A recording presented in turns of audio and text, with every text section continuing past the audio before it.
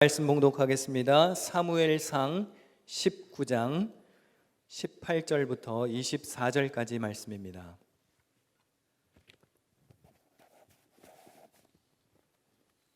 사무엘상 19장 18절부터 24절까지 저와 한 절씩 번갈아 가며 교독하도록 하겠습니다.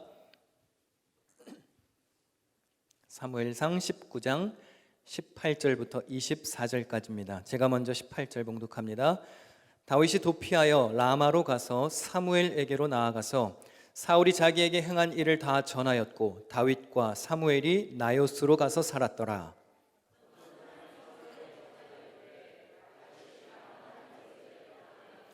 사울이 다윗을 잡으러 전령들을 보냈더니 그들이 선지자 무리가 예언하는 것과 사무엘이 그들의 수령으로 선 것을 볼 때에 하나님의 영이 사울의 전령들에게 임함에 그들도 예언을 한지라.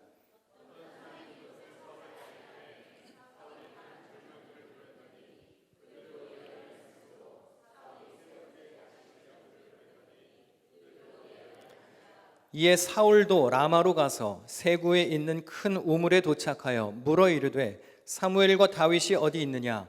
어떤 사람이 이르되 라마 나요스에 있나이다.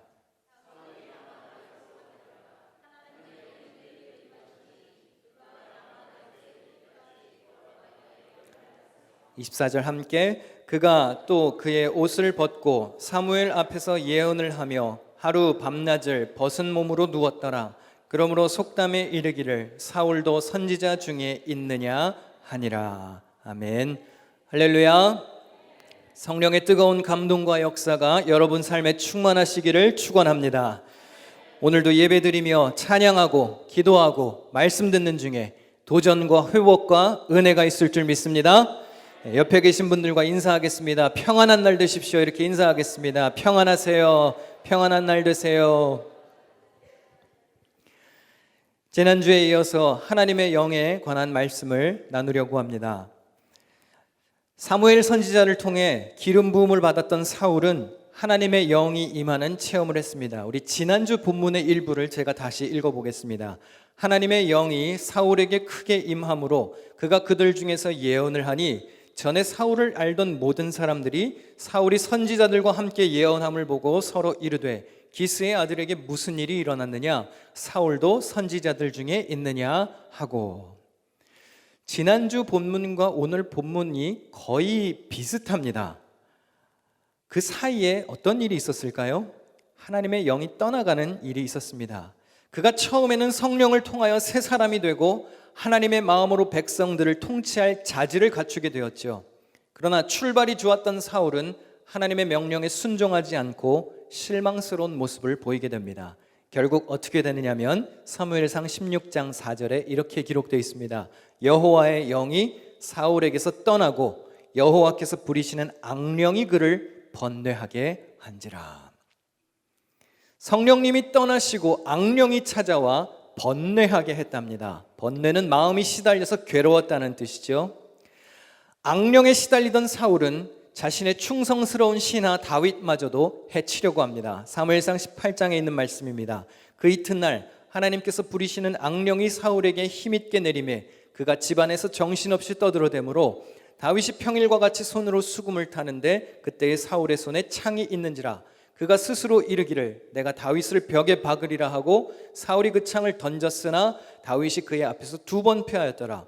여호와께서 사울을 떠나 다윗과 함께 계심으로 사울이 그를 두려워한지라. 사울이 막 정신없이 떠들어댑니다. 삶의 질서도 무너지고 자기를 위해 연주하고 있는 다윗을 죽이려고 창까지 집어던졌습니다. 사울이 이렇게 한 것은 두려움 때문이라고 말합니다. 하나님께서 사울을 버리시고 다윗과 함께 하시니까 두려웠던 겁니다. 사울은 실패로 인해서 하나님이 이미 다윗을 선택하셨습니다. 그래서 그를 차기 왕으로 예비하셨습니다. 다윗이 기름 붓는 사건을 우리 함께 말씀을 보고 읽어보겠습니다. 16장 13절입니다. 시작. 사무엘이 기름 뿔병을 가져다가 그의 형제 중에서 그에게 부었더니 이날 이후로 다윗이 여호와의 영에게 크게 감동되니라. 자, 이 사울과 다윗의 이야기에서 왕권의 이동이 어떻게 표현되고 있나요? 하나님의 영이 임하면 그게 가능한 일이라고 성경은 묘사합니다. 백성을 통치할 자질, 영적 리더에게 가장 중요한 덕목은 바로 하나님의 영이 함께하는 것입니다. 사울에게 악령이 임한 뒤에 나타났던 현상이 무엇이었습니까? 그가 번뇌했습니다. 삶이 무질서해집니다. 사람을 막 해치려고 합니다. 그리고 하나님의 사람을 두려워합니다.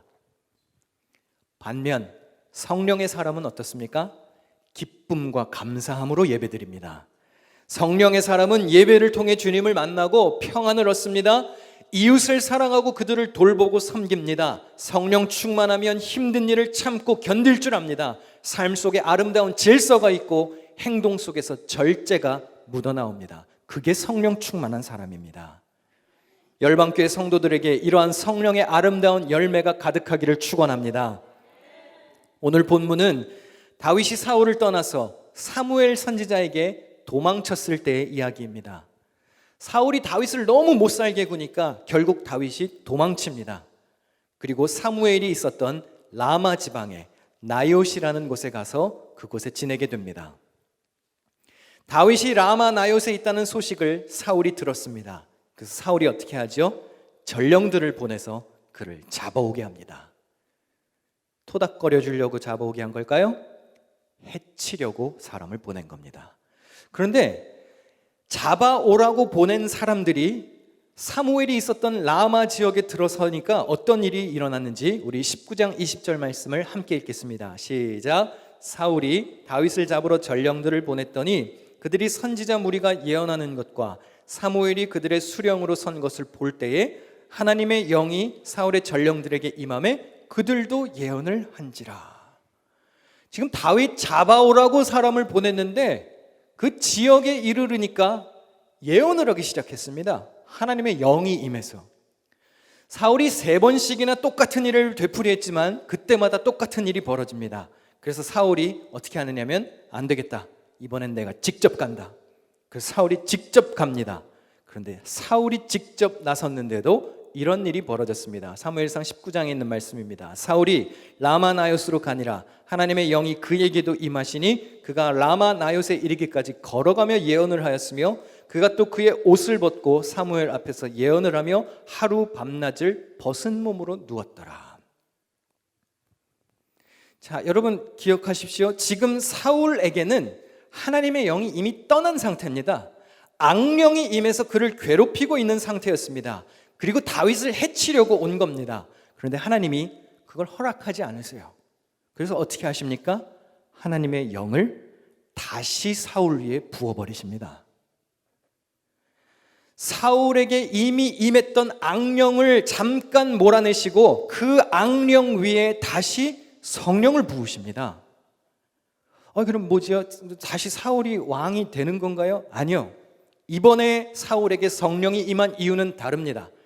사무엘상 10장에서 그가 처음 왕으로 지명받았을 때 그가 하나님의 영에 감동되어 예언을 했지요. 그때는 적합한 왕으로 세움받았기 때문에 하나님의 영이 임했습니다. 그런데 이번에 성령이 임한 이유는 다릅니다. 다윗이 지금 다윗을 죽이려고 온 거잖아요. 다윗에게 하나님의 영이 임했잖아요. 하나님의 사람이 다윗입니다. 근데 사울이 다윗을 죽이려고 하니까 하나님께서 다윗을 보호하시려고 사울에게 성령을 부으셔서 못하게 하십니다. 주님께서 마음에 들어 하신 사람, 하나님께서 선택한 차기 왕을 보호하시려고 악한 자에게 성령을 부어버리십니다. 여러분, 하나님의 영에 감동된 사람은요, 하나님께서 어떠한 수를 써서도 보호해 주십니다. 할렐루야. 사울이 이제 다윗과 대결하는 것이 아니죠. 하나님과 맞서고 있는 겁니다. 비록 악령에 시달리고 있었지만 다윗을 해치지 못하게 하시려고, 다윗을 보호하시려고 악령 위에 성령을 부으셔서 그의 계획을 혼란스럽게 만드셨습니다. 주목할 것은 예전에는 사울이 옷을 입고 예언했지만 이번에는 사울이 옷까지 벗어 제끼면서 예언을 하고 있다는 거예요. 여러분, 옷을 벗는다는 것은 어떤 의미죠? 굉장히 수치스러운 일입니다. 제가 여기 앞에 설교하러 나올 때 옷을 막 후실구레하게 입고 나왔다고 생각해 보세요. 여러분이 다니는 교회 목회자가 막 대충 입고 다녔으면 좋겠어요? 다음 주부터 대충 입고 와야 되겠네. 저는 아버님께 배우며 자란 게 있습니다. 앞에 서는 사람은, 저는 주일마다 흰색 긴 와이셔츠를 입어요. 정장은 긴 와이셔츠를 입는 겁니다. 흰색 와이셔츠를 입는 거예요. 구두는 굽이 있는, 끈이 있는 구두를 신는 게 정석이에요. 정장은 검은색, 어두운 쥐색, 남색 이런 걸 입어야 품위가 있는 겁니다. 저는 그 사람들 볼 때요, 신발을 잘 봐요. 저희 아버님은 예전에 장로님들이 성경 봉독하러 올라오실 때 저희는 이제 강단에 신발을 벗고 올라가거든요. 부목사님들이나 장로님들이 신발 구두 잘 안 닦여 있으면 갖다 버리셨어요. 제가 이왕이면 깔끔하게 올라오는 게 좋겠죠? 제가 막 여기 옷을 대충 막 벗고 올라서 속살이 다 보이게 이렇게 설교한다고 생각해 보세요. 얼마나 수치입니까? 그런데 사울이 옷이 벗겨지고 있어요. 훗날 다윗이 왕이 되었을 때 법궤가 돌아오는 기쁨에 다윗이 막 옷이 벗겨지도록 춤을 춘 일이 있었습니다. 그때 그의 아내가 뭐라고 그랬죠? 이스라엘 왕이 오늘 어떻게 영화로우신지 방탕한 자가 염치 없이 자기의 몸을 드러내는 것처럼 오늘 그의 신복의 계집종의 눈앞에서 몸을 드러내셨도다. 이거 비꼬는 거예요. 아이고 왕이 어찌나 영화로우신지, 아유 그냥 신하들 앞에서 옷이 다 벗겨지도록 뭐 하는 짓입니까? 비꼬는 거예요. 왕이 벌거벗는 것은 대단한 수치입니다. 그런데 사울의 왕복이 벗겨졌다는 것은 이제 그의 왕권이 무너진다는 것을 상징합니다. 사무엘이 어떤 사람이었습니까? 사울을 왕으로 기름 부었던 사람이에요. 국가의 영적 수장입니다. 그런데 그 사무엘 앞에서 사울의 옷이 벗겨지고 있습니다. 무슨 의미인가요? 처음에 세워주기도 했지만 이제는 옷을 벗기기까지 하는 거예요. 사무엘이 대단한 사람입니다. 제가 이 교회 건물 안에 있는 방의 이름을 다 바꿨어요. 근데 아무도 와서 저게 무슨 의미인지 물어보는 사람이 없어요. 관심이 없나 봐요. 여러분이 가는 곳만 관심이 있나요? 제가 막 무슨 방 이렇게 다 바꿔놨는데 이게 뭐예요? 라고 물어보는 사람 딱 한 명 있었어요. 카페 담당자. 다소가 뭐예요? 이래가지고 다소는요 사도 바울의 고향입니다. 웃음을 뜻한, 기쁨을 뜻하는 겁니다. 다소라고 제가 이름을 줬어요. 좋지 않나요? 웃음, 다소의 웃음이 가득하기를 바랍니다. 근데 제가 교육관에 있는 방 하나를요 라마실이라고 정했어요. 라마실. 거기서 지금 성경 통독 모임을 하고 있고요, 우리 백성원 간사님이 이제 KM 청년부 모임도 할 장소예요. 근데 아무도 와서 라마가 뭐예요? 물어보는 사람이 없어요. 다 아시나 봐요. 제가 왜 라마실이라고 지었게요? 오늘 본문에 나오는 그 라마가 그 라마예요. 사무엘의 고향. 사울이 악한 마음을 품고 라마 나요스로 왔다가 거부할 수 없는 하나님의 영에 사로잡혀서 예언하게 된 사건을 기억하자는 거예요. 사람 죽이려 왔다가도 라마 나요스라는 땅만 밟아도 예언하는 사람으로 바뀐 것처럼 여러분이 서 있는 땅이 그런 땅이 되기를 바라는 마음으로 라마실이라고 지은 겁니다. 한 번쯤 들어가 보고 싶지 않아요? 막 들어가 보고 싶은 마음이 생기죠. 거기서 막 성령의 역사가 막 가득하기를 바랍니다. 성경 통독하다가 막 영이 임해야 돼요. 청년부가 모임을 할 때 거기에 성령의 강력한 임재가 있기를 축원합니다. 우리가 성령에 충만한 사람들이 되어서 사람들이 우리 가까이 접근만 해도 악한 사람이 예언하는 사람으로 변화될 수 있도록 우리가 그런 사람이 되어야 하지 않겠습니까? 예수님이 마태복음 5장에 뭐라 그러셨죠? 너희는 세상의 소금이니 소금이 만일 그 맛을 잃으면 무엇으로 짜게 하리요? 후에는 아무 쓸데없어 다만 밖에 버려져 사람에게 밟힐 뿐이니라.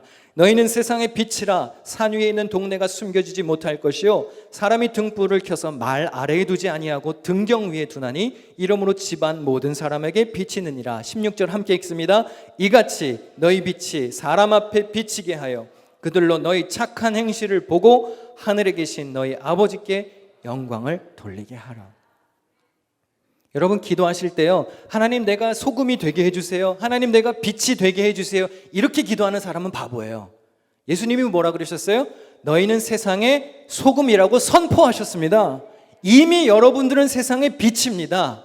세상의 소금이에요. 그러면 빛이 엉뚱한 데를 비추든 제대로 비추든 소금이 맛을 내든 아니면 땅에 밟히든 둘 중에 하나라는 거예요. 여러분은 이미 세상과 소금입니다. 세상이 여러분으로 인하여 빛을 볼 수 있어야 합니다. 여러분 때문에 이 세상이 살맛 나는 세상이 되어야 합니다. 사울이 막 미쳐가지고 사람 죽이러 왔다가도 라마에 와서 성령에 사로잡힌 것처럼 악한 사람, 병든 사람, 길 잃어버린 사람, 술에 중독되고 마약에 중독되고 음란함에 빠지고 방탕함에 빠진 사람들, 예수 그리스도를 모르는 사람들이 이 열방교회 앞마당만 밟아도 성령의 권능에 사로잡힐 수 있어야 하는 겁니다. 진리를 알지 못하는 사람들이 여러분 주변에 가까이만 다가서도 막 마음의 따뜻함이 느껴져야 돼요.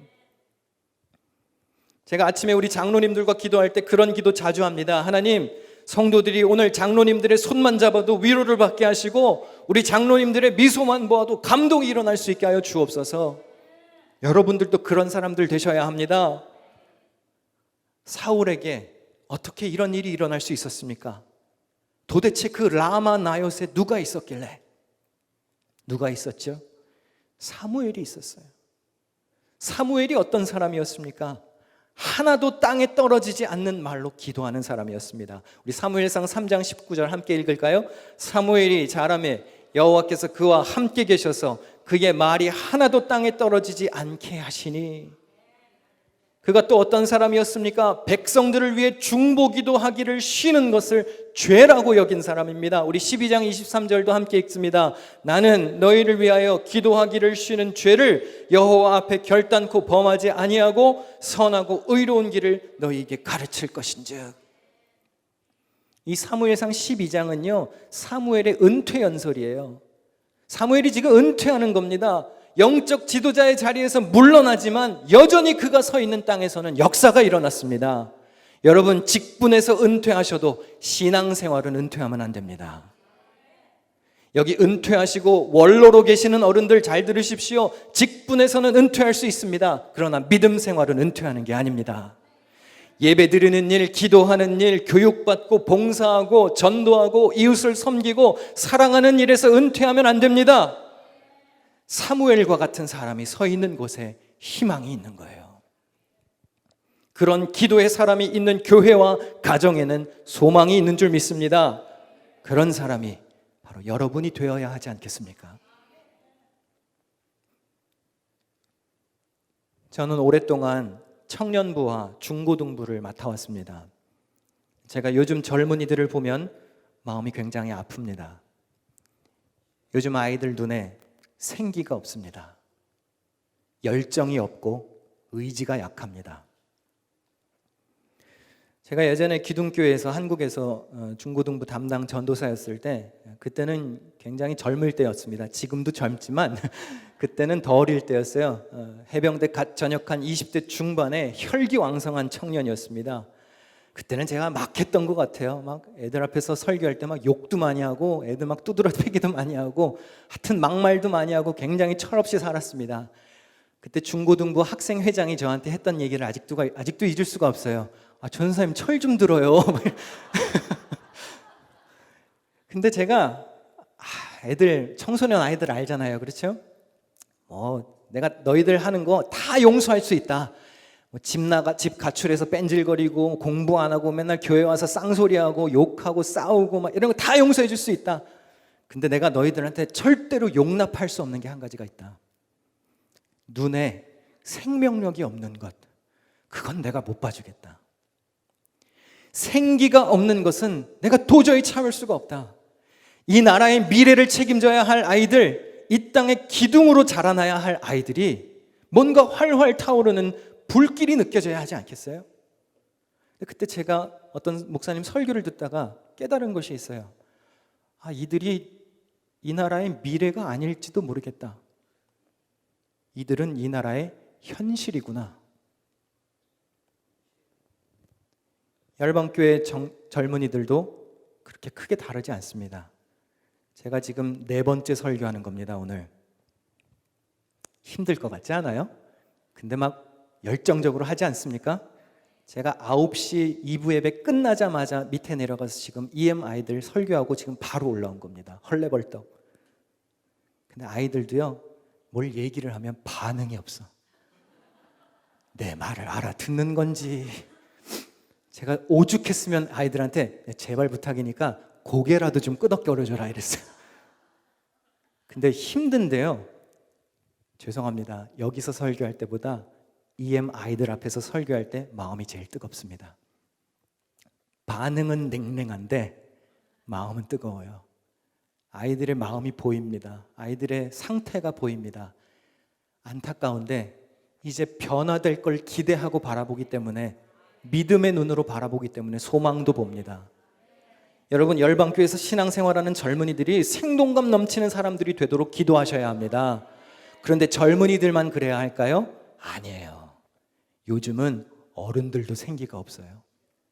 어른들도 생명력이 있어야 합니다. 여러분, 대한민국 자살률이 전 세계 1위라는 건 아시나요? 근데 더 놀라운 사실을 알려드릴까요? 노인 자살률이 세계 1위를 10년 넘게 하고 있어요. 애나 어른이나 다 죽고 싶대. 여러분, 제가 설교 이 단상에서 간곡히 부탁드립니다. 죽지 마세요.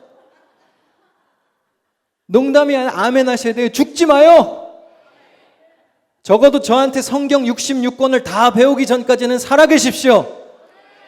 웰빙 시대라고 말합니다. TV만 켜면 죄다 먹는 방송이에요. 먹고 살기 좋아졌다는 얘기죠.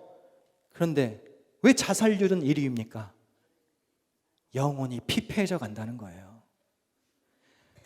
도대체 우리가 뭘 잘못했길래 살맛 나는 세상을 못 보여준 걸까요? 여러분이 세상의 소금이고 여러분이 세상의 빛인데 왜 세상이 이 모양이냐고요. 크리스찬들이 영향력이 없으니까 그런 겁니다. 여러분, 죽음의 영, 어두움의 영 위에 성령이 임하게 해달라고 기도하셔야 합니다. 악령 위에 성령이 임해야 합니다. 나쁜 생각은 물러가고 거룩한 옷을 입어야 합니다. 해치려는 마음, 상하려고 하는 마음은 성령님의 역사가 아닙니다. 여러분, 죽음의 자리에서 일어나시기를 축원합니다. 마른 뼈 같아, 마른 뼈. 그런데 그 마른 뼈 같았던 영혼들이 다시 뜨거운 생기로 불타올라야 하지 않겠어요? 제가 새로운 목회 계획을 세우면서 여러분 영혼을 살찌우기 위한 일들을 추진하고 있습니다. 제가 와서 보니까요, 열방교회 성도들 저력이 있어요. 힘이 있습니다. 뭐 행사 하나를 해도 아주 쌈박하게 잘하시더라고요. 보기 좋습니다. 대단하십니다. 그러나 이제 여러분의 영혼을 돌보아야 할 때가 되었습니다. 여러분의 그 저력이 지속 가능하려면 영혼이 건강해야 합니다. 여러분, 영의 양식이 뭐예요? 이거예요. 하나님의 말씀입니다. 이제 멋지게 하던 열방교회 행사 우리 조금만 줄이고요, 하나님의 말씀을 교육하는 일에 신경 쓰려고 합니다. 재미있는 행사도 해야죠. 교회의 단합과 분위기 환기를 위해서 즐거운 이벤트도 할 겁니다. 그러나 반짝하고 식지 않으려면 여러분들의 생명의 양식을 공급받아야 합니다. 이 주일 예배 설교는 최소한이에요. 이건 그냥 기본 중에 기본입니다. 더 잘 훈련되기 위해서는 이제는 가르치고 배워야 할 때입니다. 저는 구약 신학을 전공했습니다. 저는 석사 논문을 욥기로 썼습니다. 제가 지금 여기 서 있는 이유는 성경 말씀이 제 인생을 사로잡았기 때문이에요. 저 솔직히 고백하자면 저 미국에 유학하러 꿈 가지고 왔습니다. 와서 PhD 과정 마치고 논문 써서 신학교에서 구약 가르치고 싶은 꿈이 있어서 온 겁니다. 저는 말씀 가르치는 일에 제 인생을 걸었습니다. 그런데 하나님이 저의 앞길을 살짝 수정하셔서 열방교회로 보내셨어요. 저는 뜻이 있다고 믿습니다. 열방교회에 하나님께서 저의 마음속에 있는 그 열정을 열방교회에 먼저 사용하시려는 것 같아요. 열방교회에 말씀의 영이 필요한 모양입니다. 여러분에게 말씀을 통한 양질의 교육이 필요하기 때문에 하나님께서 저를 여기에 보내신 거라고 믿어요. 이제 여러분의 영혼을 튼튼하게 하려고 제가 미약하게나마 시작하려는 것이 있습니다. 우리 강상균 목사님이랑 All Nations Bible College를 시작할 거예요.